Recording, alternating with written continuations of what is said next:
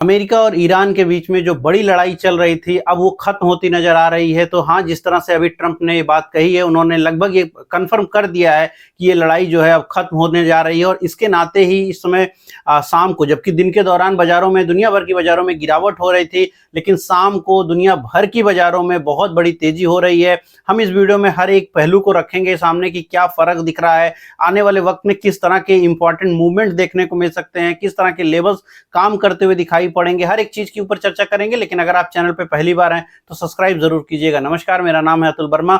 जैसे मैंने कहा कि दिन के दौरान बाजारों में भारी गिरावट रही है, लेकिन उस गिरावट को अब एक तरफ बाजार देखेगी और दूसरी तरफ ट्रंप का जो ट्वीट आया है, जिसमें उन्होंने साफ कहा है कि जो पिछले 2-3 दिनों से बातचीत चल रही थी उनके और ईरान के बीच में, यद्यपि इस बात की कि बातचीत हो रही थी, ईरान के फाइनेंस मिनिस्टर ने और ईरान के जो विदेश मंत्री हैं, दोनों लोगों ने ट्रंप के ट्वीट आने के बाद उसका खंडन किया है। उन्होंने ये कहा है कि ऐसी कोई बातचीत जो है नहीं चल रही थी। लेकिन ट्रंप ने जो कहा है, उन्होंने ये कहा है कि बातचीत चल रही थी और अगले 5 दिनों में कुछ कंक्रीट फैसले हो जाएंगे।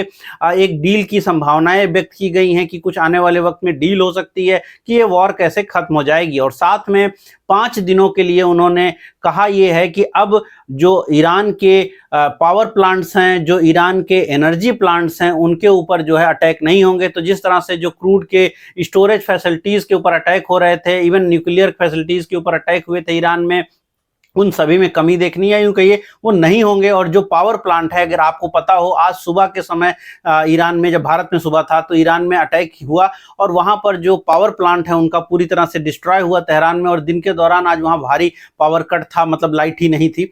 मुद्दा ये है कि अब ये जो पूरा पावर का मामला है, जो एनर्जी का मामला है, ये इस लड़ाई से शायद थोड़ा सा साइड जाता हुआ दिखाई पड़ेगा। बाकी जो मिलिट्री फैसिलिटीज हैं उनके ऊपर अभी भी अटैक होते रहेंगे, लेकिन ये शुरुआती चरण है। और ये कह सकते हैं कि अब अमेरिका जो है इस पूरी लड़ाई से बाहर जाते हुए दिखाई पड़ रहा है। जैसे मैंने शुरुआत में कहा कि ईरान ने ये बात का खंडन किया है कि कोई भी बातचीत हो रही थी। उन्होंने कहा कि हमारी कोई बातचीत नहीं हो रही थी। उन्होंने ये भी कहा कि हम किसी भी निगोशिएशन के लिए तैयार भी नहीं है अभी। उन्होंने ये भी कहा कि ये अमेरिका के ऊपर ईरान का दबाव है। जिस तरह से ईरान ने 48 घंटे की जो लिस्ट जारी करी थी, जबकि शुरुआत ये हुआ था कि अमेरिका में, यानी ट्रंप ने कल दिन के दौरान ये घोषित किया था कि अगर 48 घंटे में ईरान कुछ फैसले नहीं लेगा या बातचीत नहीं होगी या कुछ चीजें नहीं सामने आएंगी, तो फिर वो ईरान के जो है बहुत सारे जैसे वाटर सप्लाईज है और उन सभी चीजों के ऊपर भी अटैक करेंगे। उसके जवाब में ईरान ने ये कहा था कि हम भी जो भी मिडिल ईस्ट के कंट्रीज हैं, जिसमें सऊदी है, कतर है, बाकी सारे देशों के जो वाटर फैसिलिटीज हैं, चूंकि आपको मालूम होगा कि वहां पर, यानी मिडिल ईस्ट में जो पानी है वो ज्यादातर समुद्र के पानी को जो है साफ करके सप्लाई किया जाता है, इसलिए वाटर ट्रीटमेंट बहुत बड़ी चीज है वहां पर। और वाटर ट्रीटमेंट फैसिलिटीज के ऊपर अटैक करने की बात कही थी ईरान ने। लेकिन चूंकि वो 48 घंटे का पीरियड अभी खत्म भी नहीं हुआ था, यानी अभी वो अटैक्स हुए नहीं थे, इस बीच में ही ये ट्रंप का जो है नया ट्वीट आया है, जिसके नाते अब दुनिया भर की बाजारों में एक उम्मीद ये जग गई है कि शायद जो है लड़ाई कम हो रही है या वो कम होती जाती है। यहाँ पर इंपॉर्टेंट ये है कि जब बाजार बंद हुई है, भारतीय बाजार जब बंद हुई है, उसके थोड़ी देर के बाद उनका ये ट्वीट आया। और उस ट्वीट आने के बाद अगर आप एसजीएक्स निफ्टी की बात करें, यानी गिफ्ट निफ्टी की बात करें, तो उसमें एक सडन स्पाइक देखने को मिला, जहां पर इस समय अभी जब मैं ये बात कर रहा हूं तो करीब 23,500 के रेंज है। 23,500 पे आपकी गिफ्ट निफ्टी दिख रही है। वो गिफ्ट निफ्टी जो दिन के दौरान में, यानी जो निफ्टी हमारी जो है दिन के दौरान में कहीं 22,400 के आसपास में रही है, 400-500 की रेंज में, 500 के इर्द गिर्द क्लोज हुई है। वहां से करीब 1000 पॉइंट आप मान के चलें ऊपर दिख रही है स्पॉट लेवल से। साथ में ये भी है कि डाउ फ्यूचर्स में बड़ी तेजी हुई है। डाउ फ्यूचर्स इस समय 2% ऊपर है, नेस्डेक करीब 2.5% ऊपर है, करीब 96-97 का भाव पे क्रूड आ गया है, जो कि दिन के दौरान 114 पे ट्रेड हो रहा था। यद्यपि गोल्ड और सिल्वर में जो गिरावट है वो बनी हुई है, लेकिन वो गिरावट घटी है। दिन के दौरान 13-14% तक एक समय सिल्वर घट गया था। सिल्वर अपने टॉप से, जो कि उसने पिछले 5-4 महीने पहले लगाया था, वहां से आज दिन के दौरान लगभग 40%, 48% से लेकर 50% तक का डाउन हुआ है। 50% डाउन होने के बाद अब थोड़ी सी वहां पर रिकवरी हो सकती है इन संभावनाओं के बाद। लेकिन हाँ, ये जो फैसले आए हैं यानी जो खबरें आई हैं इसके बाद गोल्ड सिल्वर में बहुत बड़ी रिकवरी नहीं है, लेकिन करीब 10-10% की रिकवरी वहां पर भी है, क्योंकि दिन के दौरान ये 10-10% डाउन थे गोल्ड सिल्वर। क्रूड में गिरावट हुई है, 116 से वो आ गया 97 के आसपास, और दुनिया भर की बाजारों में तेजी दिख रही है, जिसमें मैंने कहा गिफ्ट निफ्टी 304 या 300 के ऊपर, 23-300 के ऊपर ट्रेड हो रही है, जो कि 1000 पॉइंट ऊपर दिखता है। तो एक जो बड़ी प्रॉब्लम चल रही थी उसमें थोड़ा सा सलूशन दिख रहा है। भले ही ये सलूशन अमेरिका की तरफ से दिख रहा है, जिसको बार बार खंडन कर रहा है ईरान, जिसके पक्ष में नहीं दिखता है, लेकिन अगर लड़ाई खत्म होती है तो उसके बहुत सारे ओपन चीजें देखने को मिलेंगी। जबकि एक नी जर्क रिएक्शन आपको कल देखने को मिलेगी अगर दिन के दौरान, यानी अमेरिका में जब दिन रहेगा और भारत में जब रात रहेगी, उस दौरान अगर और कुछ ज्यादा मामला गर्म ना हुआ, थोड़ा और मामला ठंडा ही होता हुआ दिखाई पड़ा, तो फिर आपको कल सुबह एक अच्छा, जाहिर सी बात है, मूव दिखने को मिलेगा, गैप अप मिलेगा, और उसके बाद देखना पड़ेगा कि क्या वो सस्टेन होगा कि नहीं होगा। लेकिन ये जो गैप अप्स हैं ये होने हैं, ये होंगे ही, और ये होने की उम्मीद भी लोग लगा के पहले भी थे कि किसी दिन कुछ खबर आएगी, गैप अप्स होंगे। लेकिन जिस तरह से ईरान का वक्तव्य आया है, उन्होंने ये साफ कहा है कि स्टेट ऑफ हॉर्मुज जो है वो अब पहले की तरह नहीं होगा। ये बड़ा बयान है। क्यों? क्योंकि यद्यपि ट्रंप वहां से भागने की कोशिश में है, आप ईरान ने यही कहा कि वो यहां से भागना चाहते हैं, क्योंकि उनके पास अब कोई एग्जिट प्लान नहीं है। उन्होंने ये भी कहा ईरान ने कि अमेरिका जो है ये वॉर को हार चुका है। अगर आप शुक्रवार को भी ट्रंप की सुर देखें जो ट्वीट पे आया था उन्होंने, तो वहां पर भी उन्होंने हिंट दिया था कि वो लड़ाई को खत्म करना चाहते हैं। और जाहिर सी बात है, जिस तरह का ट्रेजरी बिल का प्रॉब्लम आया है अमेरिका में, जिसको लेकर के कहा यह जा रहा है, जो कि बहुत बड़ा खर्चा है, और इतना बड़ा खर्चा अमेरिका बर्दाश्त नहीं कर सकता लंबे दिनों पर, जबकि वहां सरकारें शटडाउन में चल रही है। और साथ में उन ट्रंप के इम्पीचमेंट की बातें उठने लगी थी। कहने का मतलब ये था कि 2 वोट की जरूरत मात्र रह गई थी। अगर 2 वोट और भी पॉजिटिव हो जाता तो ट्रंप का इम्पीचमेंट, यानी उनको जो है हटाए जाने की प्रक्रिया चालू हो सकती थी, और वो नहीं चाहेंगे ट्रंप कि उनको एज राष्ट्रपति वहां से हटाए जाने की कोई भी प्रक्रिया हो। पूरी होती नहीं होती, लेकिन वो प्रक्रिया शुरू हो सकती थी। बॉन्ड यील्ड्स में भी जिस तरह का बड़ा इजाफा देखने को मिला था, वो सारी की सारी चीजें मार्केट में बड़ी पैनिक क्रिएट कर रही थी। और ऐसे में शायद अपने आप को बचाने के लिए, ट्रंप अपने कुर्सी को बचाने के लिए, शायद अमेरिकन खर्च जो है वो बहुत ज्यादा हो जा रहा है और उसको वो झेल नहीं सकते थे, शायद उसके नाते भी इंपीचमेंट बताना, और बहुत सारे अलग कारणों से ट्रंप वहां से जाना चाह रहे थे।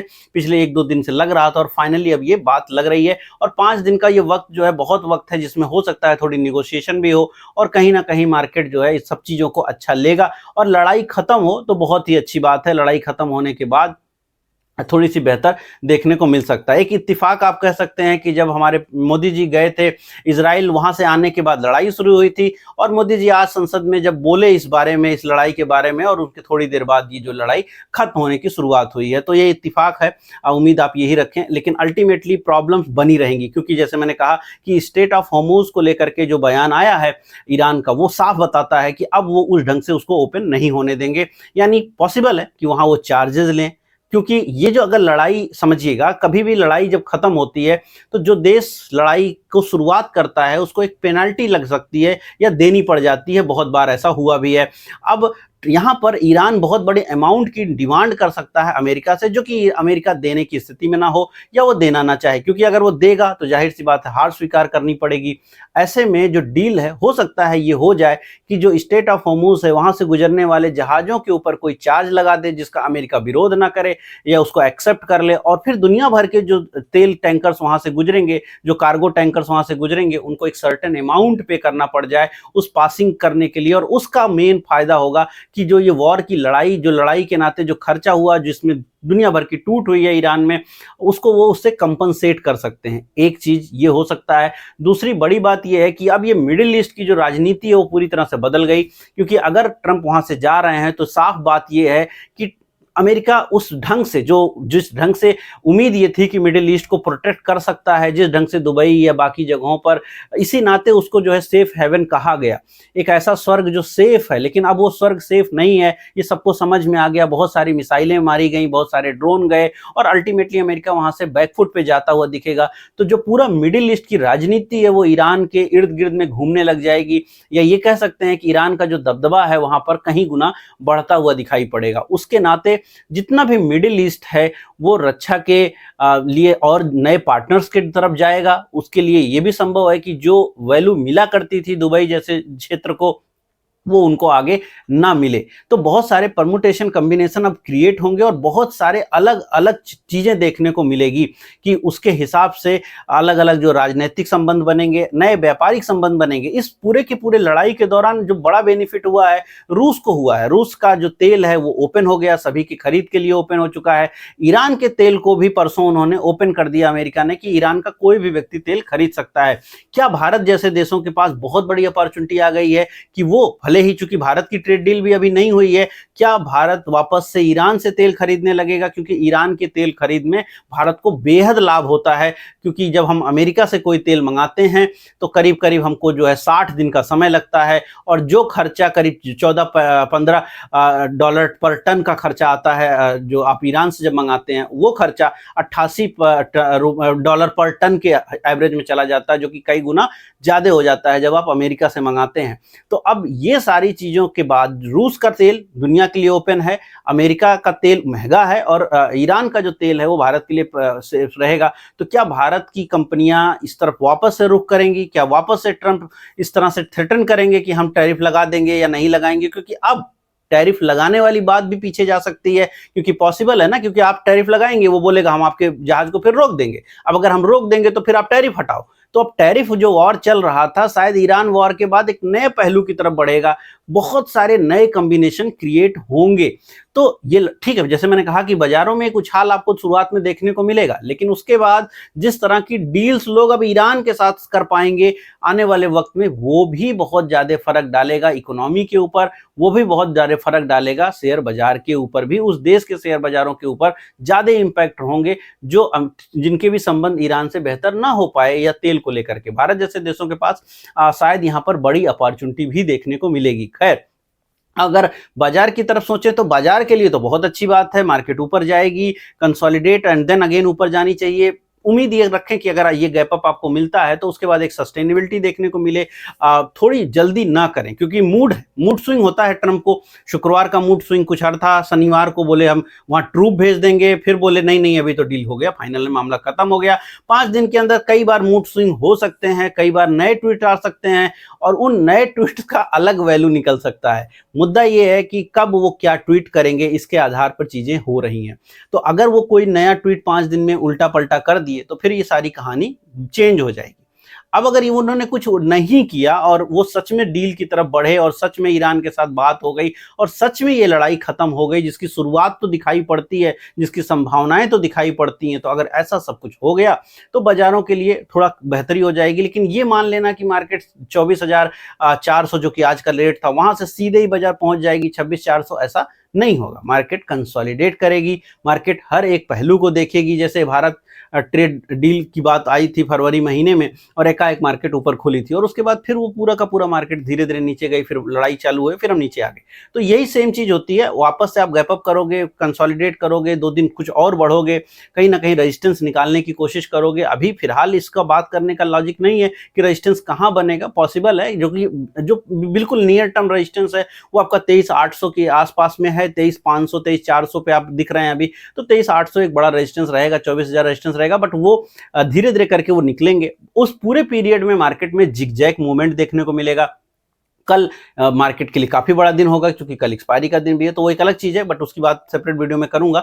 बट अल्टीमेटली मार्केट के लिए ये पूरी की पूरी जो गतिविधि है ये कहीं ना कहीं बाजारों को एक परेशानी से निकालने को दिख रही है। निवेशक जो बहुत परेशान थे, डरे हुए थे, सहमे हुए थे, वहां पर उनको थोड़ा मौका मिलेगा, थोड़ा ब्रीदर मिलेगा, बाजार ऊपर जाएगी तो मौके बनेंगे।